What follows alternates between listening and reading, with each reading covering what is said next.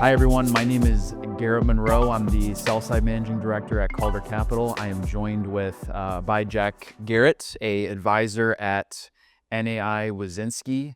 Jack, thanks for joining us today. Yeah. Today's topic, we're going to be focusing on real estate and how real estate is involved with business transactions. Jack's specialty is real estate, so we're happy to have him on board here. The couple of questions we're going to walk through. The first one is, how does owning versus leasing a company's real estate typically affect its value or the structure of a business sale? Cool. Well, first of all, thanks so much for inviting me on. Excited to be here.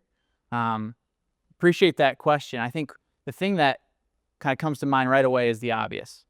Real estate's a tangible asset, and so right off the bat, it sits on your balance sheet as an asset. And I think that lenders can easily understand what real estate does and they can value it. I think buyers can probably do the same. And so in that sense, it's advantageous.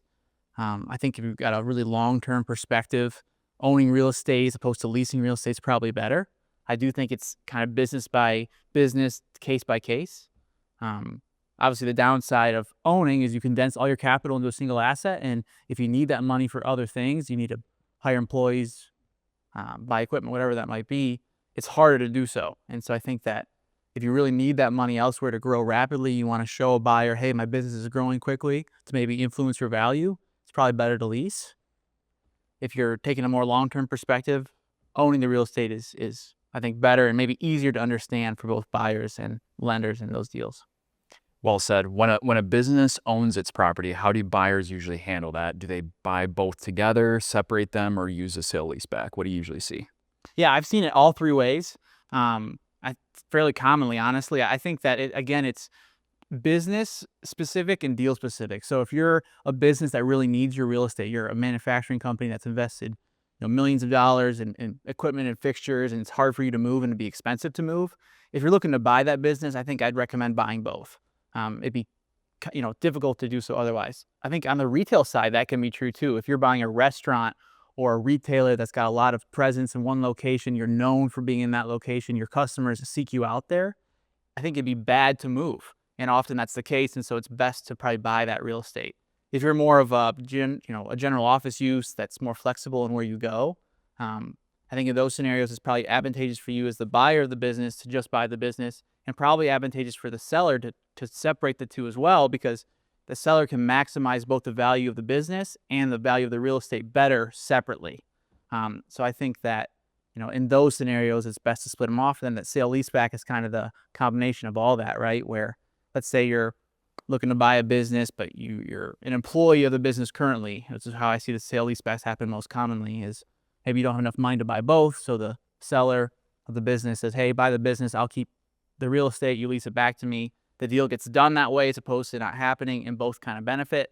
That seller who then owns the real estate can then flip that real estate to someone else or keep it depending on what he wants to do. I think those scenarios are kind of conducive to getting the deal done. And then obviously, if you're a seller that is maybe going to retirement or something, you want to have some sort of stable cash flow to take you into retirement. That can be a good thing too. One of the biggest questions we're seeing right now on the business side is there's a lot that's going on in the world. We're kind of a microeconomy here in West Michigan. So maybe you can speak to West Michigan specifically, as well as maybe nationally what you're seeing. But from your experience, how are the current market conditions and news, like interest rates or cap rates, affecting the real estate side of business transactions? Sure. So my expertise is certainly here in West Michigan, but and we are fortunate that we're kind of insulated from the turmoil that exists elsewhere. But yes, we are in an elevated interest rate environment where cap rates are correspondingly elevated. I think there's a lot of uncertainty in the marketplace that is making deals more difficult to do. I think people are hesitant to take risks. I can give you a good example of a project I'm working on right now where I represent the landlord. We've basically come to terms with a great tenant on lease structure, length, build-out allowance, all the difficult deal points we've come to agreement on. Great tenant, well capitalized. The tenant was really excited about going in the space, but now has recently kind of stepped back for the sole reason of wanting to see how their other locations perform. Not because they couldn't do the deal, but just because they're nervous to do the deal. I think that is playing out over and over again in other transactions in the marketplace where there's uncertainty that's preventing things from happening. And I don't really, no one has a crystal ball. I couldn't predict when that would end. I think it is going to that kind of uncertainty will continue into 2026. Yeah. Well said. Well, hopefully you enjoyed a little bit of Jack's perspective on the real estate market. Obviously at Calder, we deal a lot with business transactions as well as real estate transactions. Enjoy partnering with folks like Jack on the real estate side. Thanks for joining, and we hope you come back next time. Thank you. If you enjoy learning more about Calder Capital and our sell-side advisory practice, you can contact or find us on the details listed on the screen.